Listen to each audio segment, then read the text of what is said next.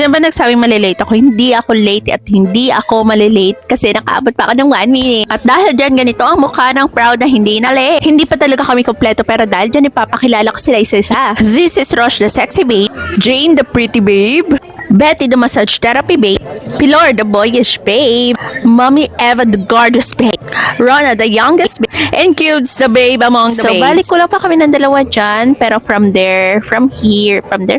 Akala ko laman ng envelope is titulo ng lupa ni Mayor na pinamigay sa amin, pero hindi ba. Ang laman pala nito ay ballpen, index card at note.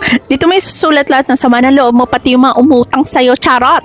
At dahil dyan, papakita ko sa inyo ang aming family picture. Joke lang, pictorial pala namin yan at huwag nyo na akong hanapin ko na. At ito pala si Ma'am Indira, napakaganda namin trainer. Yan, i-rotate yung camera nyo, hindi ako mag-adjust sa inyo. Sabi nila, sayaw-sayaw daw para kami ay mabuhayan. Di ko alam para mabuhayan o para mabalian ng buto katulad ng Cubes. Iba din ang lambot ng katawan. Hindi nyo naman naitatanong pero talagang nag-enjoy kami dyan. Mukha lang kami mahiyain pero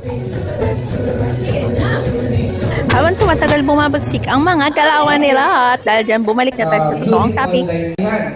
Gutom na ba ang lahat? Kasi ako nagugutom na kung nakikita niya. Ang sarap na pagkain namin. Pero bakit may nakikita akong malungkot? Kaya ginawa ko, chinat ko siya kung anong problema niya. OMG, kahit ako gusto ko din ang kape niya. At dahil dyan, mag-a-activity kami para lahat daw mabuhay ang dugo. Ulit. Activity. Ako nag-activity.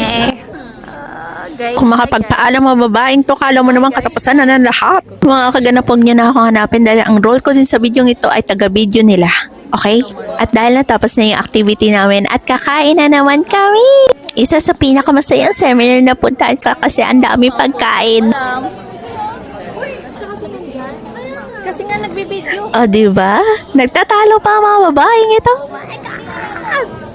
Oh my God! Kulang yung mga yan, pero kumakain. Hindi naman halatang gutom na sila kay kakakain lang nila. Saglit na lang to, tapos na.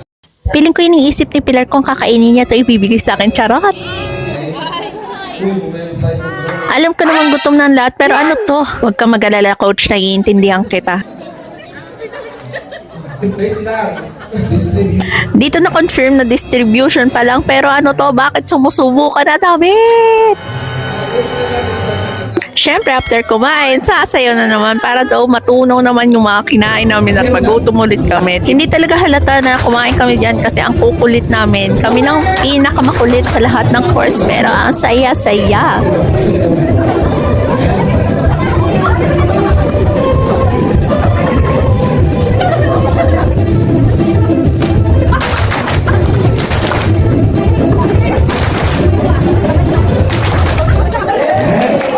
So ayun na nga, hindi na ako nakapag